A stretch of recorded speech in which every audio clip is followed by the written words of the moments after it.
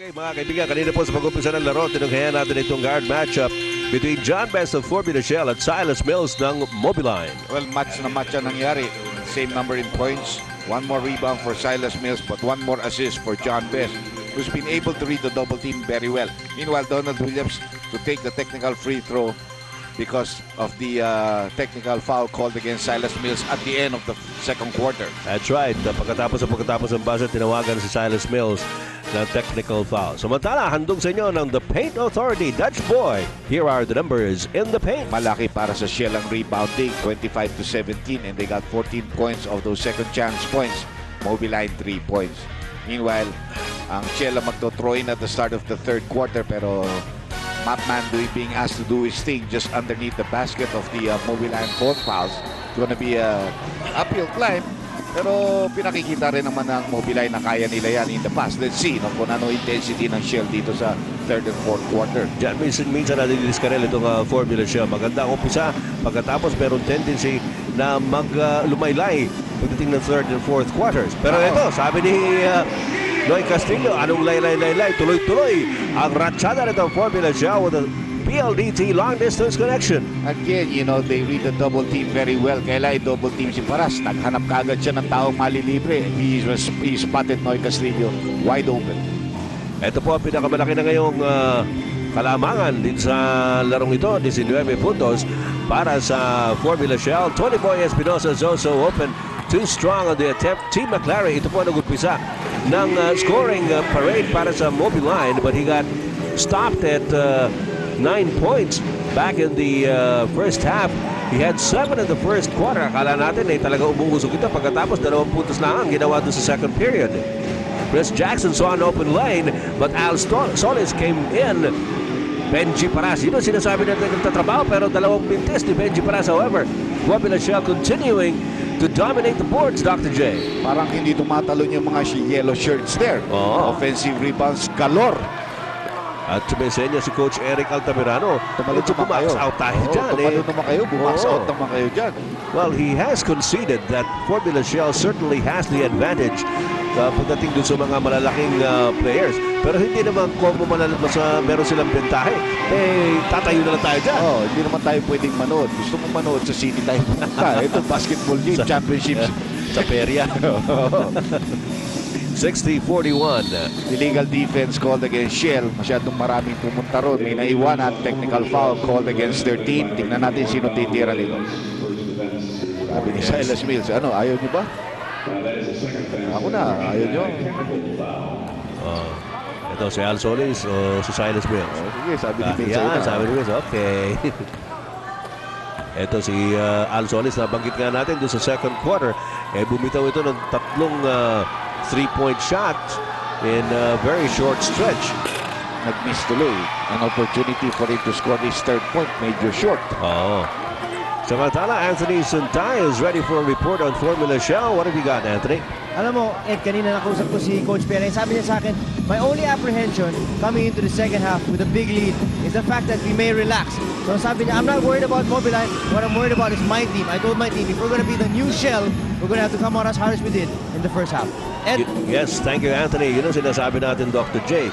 Yung tendency niya ng Formula Shell. Medyo nagamot nila itong huling mga laro. Yes. Kunti, wala sila. Kunti nila nagamot yun. Mahirap yan kung minsan may posibilidad na bumalik yung mga ganyang klaseng mga problema. Pero ito, bumapas break yan ang Formula Shell para mabilis ang bumapas ang depensa ang Mobiline. Libre si Noy Castillo from 3-point yes! Tatlo na rin yata ang 3-point shot niya dito sa larong ito. Muulan ng 3-point shot in this ballgame from both teams. Yes. At dami rito. At ito, 22 puntos na kalamangan ng Formula Shell. Knocked away by Donald Williams off the hands of Glenn Capascio. 9:28 left. Familiar number. Left here in the third quarter. Samantala, ito naman ang opensa ngayon ng Mobiline. Team McLaren, dilabas kay Tony Boy Espinosa. Libre din si Al Solis. Ayan, sinasabi natin umuulan, Dr. J. Pang-apat na ni Al Solis yan. Samantala, narito ngayon ng Formula Shell. Donald Williams. Laban kay Glenn Capascio. Williams pa rin. Out to Chris Jackson. Boy, napitawan ng bola. Capasio. Solis to Silas Mills. Ito gustong-gusto ni Silas Mills yan eh. Yeah, open court basketball, medyo nagagamit niya yung kanyang speed tsaka yung leaping ability niya to finish off an easy play. Very versatile player, Silas Mills. Sa totoo lang, Oo. 17-point lead but still a lot of time left dito sa third quarter. Noy Castillo gets Tony Boy Espinosa out of the way. Trying to coax it to bounce in.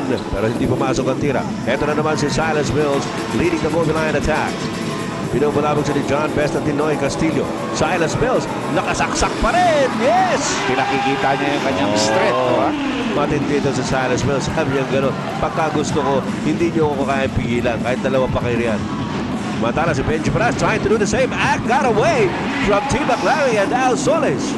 Wala nang sumalubog doon. I thought that at least when he spun around and malayo pa siya sa basket, they would help off. Nobody helped out.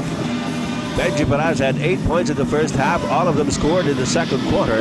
Al Solis inside to McLary. Easy basket there. Oh, nudging Chris Jackson out of the way. That's going to be a warning call on T. McLary for delay of ball game. Samantala mga kaibigan, pakinggan naman natin ang ulat ni Ria Tanwaco. Anong balita, Ria? Well, after a dismal first half, si Coach Eric Altamirano was sure to give some words of motivation to his players. He said they have to come out more aggressive, play like they actually want to win this championship, and not let themselves be dominated by Shell. At sabi niya rin na maraming beses na nangyari ito na tinambakan sila ng ibang koponan, and they managed to bounce back. Tingnan natin kung kaya pa ng Mobiline, Ed. Maraming salamat, Ria. Yung sinasabi ni Dr. J, the Mobiline has been in such situations before. They pulled these things out of the fire. Ito, medyo nagpapakita na ng kakaibang init itong Mobiline. Lalo na si Al Solis. Oo. Pero ito si Benji Paras. Ooh, nice drop pass. Papunta kay John Best. Sinagot kaagad ng Formula Shell yung ranchada ng Mobiline. 15 puntos pa rin po ang abante ng mga bataan ni Coach Perry Ronquillo. Good tap by Jackson, but it's picked up by Glenn Capasio. That's help ball. Yes. That's a help ball. It's going to be between Chris Jackson and Glenn Capasio. Victor Pablo bumalik sa laro, partner. Pinalitan si Benji Paras, pinahinga. At yan na po naman ang ating mga kasama doon sa ESPN. Juan Natanya sa Norman Black. Talagang minamalas tayo, Dr. J. Marami naman po dito. Ito mga katabi ko rito. Ina Raimundo joining the ESPN cast there. Ay, nako. Bakit ganun? Yan na parehas ang labanan dito. Parang pinlakop tayo. Ano ba kami? Boycott nyo ba? Isolation break. Tayo na isolate. Samantala, Chris Jackson. Magandang cut ni John Best. Kuyog siya sa ilalim pero gumawa ng paraan. Dinukot sa ilalim ni John Best. Well, medyo si Donald Williams nagpapahinga dito sa scoring. Oo. Pinalikan naman ni John Best ang scoring ngayon. Ito si Noy Castillo. Nakita niya si Vic Pablo. Oh, Ahead. T. wala. McLary. Pumasok pa and one. T. McLary gave him a hard foul. Hoping na hindi may papasok ni Vic Pablo. Sabi ni Vic Pablo, ano ka, sinuswerte? Ito, panoorin niyo mga kaibigan. Off-balance shot here. Ito yung bigay kay John Best galing kay Benji Paras. Magandang reverse layup ni John Best. Ito naman, yung nangyari kay Vic Pablo. T. McLaren na yung pumipigil sa kanya. Talagang hinambalos na halos ito si Vic Pablo. Pero nakuha pa niyang ipasok yung layup at nakakuha ng free throw. Vic Pablo also one of those responsible for Shell's pull away here, Dr. J. Yes, he misses the three-point play, however, ball spinning out. Pero very intense itong 6-7 players na ginagamit ni Coach Perry Ronquillo. Oo. Very intense ang laro nila. 19 na naman ang abante ng Formula Shell. Al Solis napitawan ng bola. Yun ang masakoy. Al Solis trying to give up a foul. And so does Glenn Capasio at hindi na gustuhan ni John Best yung foul na yun ni Glenn. At ang initial reaction ni John Best ay magalit, pero nung makita niya nagsusorry naman sa kanya si Glenn Capasio, sabi ni John Best, sige na, okay na. Okay. Kay Glenn naman duty foul. Oo. So, ito, binigyan ng referee ng let go. Let go yun. Pero ito si Glenn, bang! At patingin si John Best, sino yun? It wasn't that hard. It wasn't that hard. Pero medyo natamaan siguro sa mukha, kaya alam mo naman, medyo sensitive yung mga tissues dyan. Mga malaporsilanan. Magandang gabi po sa lahat ng ating mga suki sa buong Pilipinas. Ed Pixon po, kasama si Andy Howe para sa Vintage Sports. At dito po sa naglalagablab na laro ng Formula Shell at ng Mobiline Boat Pals. Abante na ng 21 puntos ang Formula Shell Gas Kings. Silas Mills. Al Sol is at the corner for the three-point shot. Nothing there. Roy Castillo. Naagawan ng Team McClary. Well, alam din McLaren na meron na silang warning sa delay of revolving. Kaya inabot na doon sa kalaban. Hindi niya pinatuloy sa iba-ibang lugar. No? Dahil maaari ka technical dyan. Pangalawang tawag sa inyan. Chris Jackson looking around. Finds Big Pablo. Pablo against McClary. The kick out to John Best. Wala pa. Ayun na naman ang offensive rebounding ng Formula Shell. Matindi ito. Lalo na si Chris Jackson dahil may advantage siya over Al Solis. Oo, malaking advantage. Eto si John Best. Kung ano mga magic ang ginagawa nito sa ilalim. But not that time. Silas Mills successfully staying on top of him. Inside McClary. Yun talagang he reached for the stars. Yes. Ito na naman. They've come back to within 17 points with 5 minutes left in the third quarter. So, kanina naibaba na nila sa 12 pero rumansyada na naman itong Formula Shell. Talaga namang kakaibang pinakikitang gilas itong Formula Shell dito so far. Williams trying to post up against Glenn Capasio. Hindi maipasa sa kanya ang bola. 4 seconds on the shot clock. John Best inside. Picks up a foul. Swerte yung Shell doon sapagkat 2 seconds na lamang natitira sa kanilang shot clock.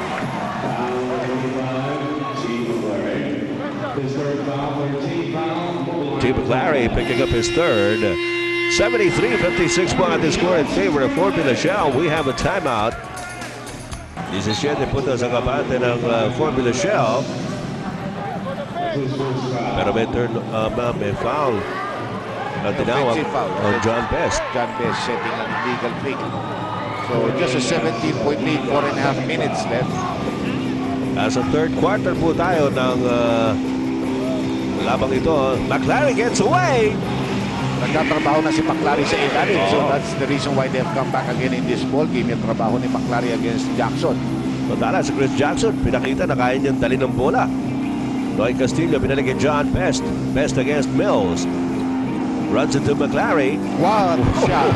That was a difficult shot. The defense of the two imports of Mobiline were right there on that play.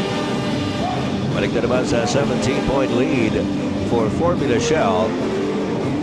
Mobiline has not had a taste of the lead in this game. We've had deadlocks. The last one at 12 all. Bago po iniwanan itong Formula Shell ang Mobiline Phone Pals. Maganda suporta ni Al Solid sa mga local players ng Mobiline. He's in double figures and out. No? 16 puntos na ginagawa nitong si Al Solis. He even has 2 points more than Silas Mills, who only has 14. Iikot masyado sa labas dito ang Shell with only 8 seconds layo. of their shot clock. Si Williams, titira na malayo yan. Yung pala sabi niya, dito talaga specialty ko pero hindi pumasok ang tira. Tony Boy Espinosa, si Al Solis. Yes. 18 puntos na ginagawa nitong ating kaibigan na gikan pa sa Davao. Kumusta ka mo diha sa Mindanao? Ang tanan nato mga higala din na sa Mindanao, mga Cebuano, mga Ilonggo, kumusta gid ang atong mga amigo dira? Assalamualaikum sa ating mga kapatid na Muslim. Samantala, Jackson underneath. Big Pablo. Ilalabas na naman nila yung bola. Fresh 24-second shot clock. Nahintunan ni Capasio si Williams. Ha? Oo. Pero ito, Williams pumupwesto. Nakita niya si Chris Jackson. Big Pablo down the middle. Up to John Best. Pero foul na tatawagan. Samantalang ang Mobiline naman nagre-reklamo. May nakita raw silang traveling kay Big Pablo. Medyo nagalangan siya ron. That's right. He wanted to shoot. Pero nakita rin niya si Mills. Baka mablanka siya. Yan nagalangan siya. 2:39 remaining here in the third quarter. Meron tayo timeout by Mobiline. Okay mga kaibigan, back here at the Cuneta Astrodome at Dr. J. Ito dream come true ito para sa amin at mga kaibigan, napasama ito. Kasama natin si Ina Raimundo na sa hello, nice to have you. Thank you. Okay na ako pare, okay na ako. Showbiz lang ha. Thank you. Alright ladies and gentlemen, the game goes on. Narito ngayon si Silas Mills, umatake. At merong foul na tatawagin. And so far, mga kaibigan, ay abante pa rin ang 15 puntos ang Formula Shell at 2 minutes and 32 seconds remaining in the third quarter. Andy, natulala ka dyan. Hindi, bumalik na sa akin yung headset. May naglagay. Akala ko hindi ka makapagsalita. Hindi nagay sa'yo, ha? Oo. Nakaganti ka rin. Hindi nagay. Sorry. Masaya itong laro ito. Kasi naman, tagal ko nung nakilala ito. No? If I'm not mistaken, she was one of the first lovely muses ng mga Breeders' Cup ng Marho. Mga kasama ko dyan sila Jun Almeida, sila Chito Arceo. Alala nila ito. Chicks. Boy, ha? Boy, oh. Kaibigan natin yan, Chito. Boss Chito. Basta dyan, makakalimutan tayo. Samantala, the inside game of Formula Shell has really been outstanding in this ball game. They've been executing their half-court game very well. I think Mobiline should try a little pressure defense. Yung tuloy-tuloy na pressure, hindi yung half-bake, no? Kasi pag na half-court game, parang ang laki ng lamang ng mga big players ng Shell. Pag nakapasok yung bola sa ilalim. Samantala, si John Best playing the outside off to Vic Pablo. Tulad yan, may mismatch si Vic Pablo dyan kay Francisco, especially at the post, hindi ba? At ito, merong foul na tatawagin kay Jose Francisco, Dr. J. Si Jose Francisco, kanina kumikada ng 3-point shot, pero mukhang hanggang doon lang ang inabot. That's right. Now, a bigger team ang ginagamit ni Coach Altamirano dito. Inalis na niya si Francisco. Pinasok niya si Merwin Castelo, a bigger player with also good defense, no? Tignan natin kung magiging effective yan. Pero ito si Benji Perez, akin si John Best. Good defense by Silas Mills to break up that play. Ito na si Mills ngayon. Binigay kay McClary sa loob. Kapos. Wala. Benji Perez picks up the loose ball to Noy Castillo. May pahalik-halik ka pa ng kamay, pare. Hindi, gentleman tama. You're a Frenchman, ha? Oh. Benji Perez inside to Vic Pablo.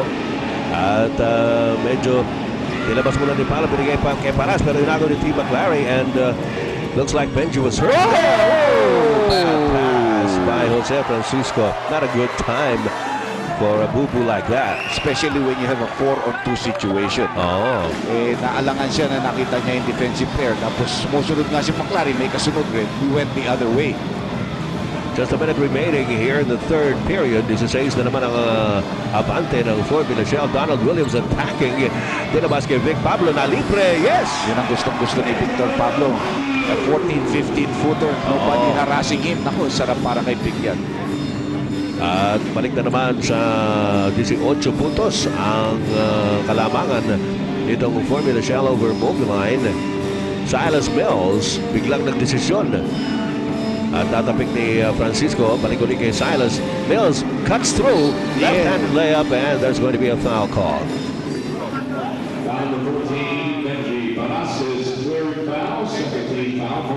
Third personal on Benji Perez. 26.3 seconds left in this third quarter. Tignan natin itong dalawang free throw ni Silas Mills. Medyo bumabak.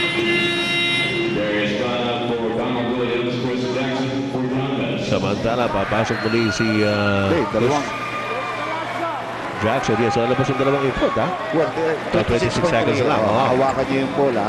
You have that 2-minute break, no? Plus sama ito may break ito. Free throw shot ito. Well, when you're expected to play the entire breadth of the length and breadth of the ball game, may mga ganyang mga segundo malaking bagay yan pag nakakapagpahinga. Naku, katulad yan. That's not a good foul by Capasio because they're in the penalty. So Esplana will go to the free throw line. 20 seconds remaining dito po sa ating third period. Sa kabila naman, katulad yan, yung free throw shot na yan. Medyo matagal yan. Mga 30 seconds nangyayari dyan. So, nakakadagdag din yan doon sa pahinga ng dalawang imports. Correct. To come out with fresher legs in the fourth quarter. Now, another thing here is that Shell only has 2 team fouls with 20.6 seconds. Pag napunta yung bola sa Mobiline, well, they could give up some fouls kung gusto nila, no? Yes. On their discretion. Si Jerry Esplana nagbintis doon sa free throw. Pumasok. Samantala si Glenn Capasio, nilabas muna ni Coach Eric Altamirano. Si Gabby Cui ang bumalik sa ball game. Nag-umpisa po yan para sa Mobile Line. 2 free throws by Jerry Esplana. And it's an 18-point lead once again para sa Formula Shell. Ito si T. McLary. Inubo lamang ni Jerry Esplana. Merwin Castelo with 7 seconds on the game clock in the third quarter. McLary gets momentarily merong foul on Jerry Esplana. Not a good foul at that stage. The shooting foul na yan. I think it was from the 3-point territory, if I'm not mistaken. Tatlo kaya yun? Kung 3-point territory yan, of course, tatlo yan. Oo. Tignan natin. Oo, mukhang 3 na yata. Oo, ayun. Sinenya sa referee Ernie De Leon. With 3.2 seconds to go here in the third period.